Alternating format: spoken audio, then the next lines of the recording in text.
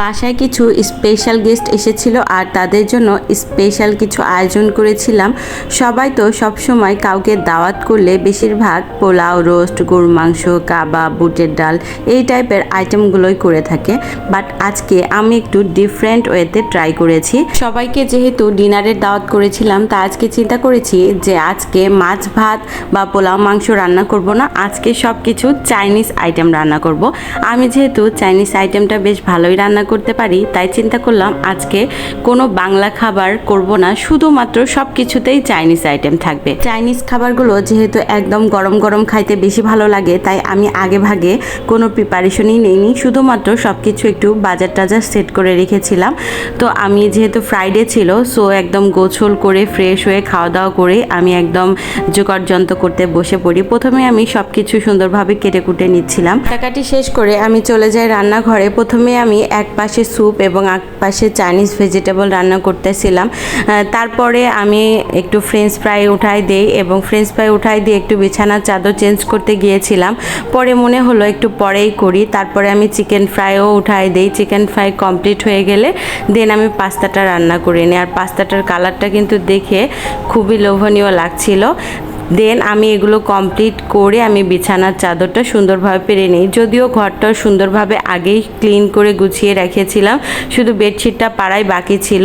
তারপরে কমপ্লিট করে দেন আমি চলে যাই টেবিল ডেকোরেশনের জন্য। সব কিছু সুন্দরভাবে আগে থেকে ডেকোরেট করলে খুবই ভালো লাগে দেখতে। এক্সট্রা আসার ঠিক আগ মুহূর্তে আমি সুন্দর করে খাবারগুলো সার্ভ করছিলাম সার্ভিং বলে। তাছাড়া প্লেটগুলো, গ্লাস, ওয়াইন গ্লাস সব কিছু সুন্দরভাবে আমি একদম ডেকোরেট করে রাখতেছিলাম, যাতে সবাই এসে সুন্দর একটা পরিবেশ দেখতে পারে। তারপরে আমি খাবারগুলো সুন্দরভাবে একদম সার্ভ করছিলাম। যদিও ওনারা আসতে অনেক লেট করছিল, তারপরও একটু একটু হালকা গরমই ছিল। সব কিছু করা শেষে শুধু আমাদের চাউমিনটা বাকি ছিল, তো চাউমিনটাও আমি রান্না করে নিলাম। আমি একটু লেট করে রান্না করেছিলাম যাতে ওরা গরম গরম খেতে পারে। তারপরে আস্তে আস্তে আমাদের গেস্ট চলে আসে। আমি তাদেরকে ওয়েলকাম ড্রিঙ্কস হিসেবে মিন্ট লেমনেড দিয়েছিলাম। তারপরে ছিল পাস্তা, চাউমিন এবং হচ্ছে ফ্রেঞ্চ ফ্রাই। এগুলো হচ্ছে আমি আসার পরে নাস্তা হিসেবে দিয়েছিলাম। এগুলো খাওয়া শেষে আমি তাদেরকে একটু স্যুপও দিয়েছিলাম। তো সবাই কিন্তু অনেক মজা করে খাচ্ছিল, দেখেই আমার ভালো লাগতেছিল। কিন্তু আমি রান্না করেছি তো আমার দেখে একদমই অরুচি লাগতেছিল। তো সবাই খাওয়া দাওয়ার পরে আমি সব কিছু রেডি করে রেখেছিলাম, শুধু রাইসটা যাতে ওরা না গরম খাইতে পারে, যার কারণে রান্না করিনি, রেডি করে রেখেছিলাম। এদিকে আমার জামাইও কিন্তু খুব সুন্দর করে ফ্রাইড রাইস রান্না করতে পারে। তো দুই জামাই বউ মিলে সুন্দরভাবে ফ্রাইড রাইসটা রান্না করে নিচ্ছিলাম। এদিকে ওরা নাস্তা করতেছিল, এদিকে আমরা রান্না করতেছিলাম। বাইরে প্রচণ্ড গরম ছিল, যার কারণে সবাইকে রুমেই বসতে দিয়েছিলাম, যেহেতু আমাদের একটা রুমেই শুধু এসি আছে। তো সবাই অনেক মজা করতেছিল আর নাস্তা করতেছিল। দেন অনেক রাতই হয়ে গিয়েছিল, ওনারা যেহেতু আসতে একদমই লেট করেছিল, তো ওদেরকে বলতেছিলাম যে তাড়াতাড়ি আমি তাহলে ফ্রাইড রাইস আইটেমটাও দিয়ে দেই। তো ওরা বলতেছিল একটু পরেই দাও। যাই হোক, পরবর্তীতে আমি আস্তে আস্তে করে সব কিছু রেডি করে নিচ্ছিলাম। সুন্দর করে গরম গরমই একদম রাইসটা সার্ভ করতেছিলাম, একদম রেস্টুরেন্টে যেভাবে সার্ভ করে সেভাবেই করার ট্রাই করেছি। মেইন কথা হচ্ছে ওদেরকে একদম ফিল দিতে চেয়েছি যে রেস্টুরেন্টেই যেন খাচ্ছি এরকম ফিল করে।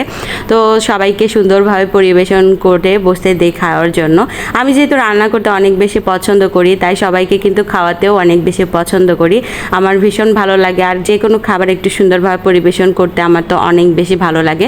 তো সবাই তো অনেক মজা করে খাচ্ছিল, তো খাবারের প্রশংসাও করেছে সবাই মোটামুটি। ওহো, পরবর্তী মেনুতে কি কি ছিল তোমাদেরকে তো বলাই হয়নি। পরবর্তীতে ছিল ফ্রাইড রাইস, চিকেন ফ্রাই এবং ভেজিটেবল, আর সাথে ছিল কোল্ড ড্রিঙ্কস। তো এই ছিল আমার আজকের ভিডিও। তোমাদের কাছে কেমন লেগেছে আমার এই ডিফারেন্ট ওয়েতে গেস্টদেরকে আপ্যায়ন করার ভিডিও? ভালো থাকবো সবাই, আল্লাহ হাফেজ।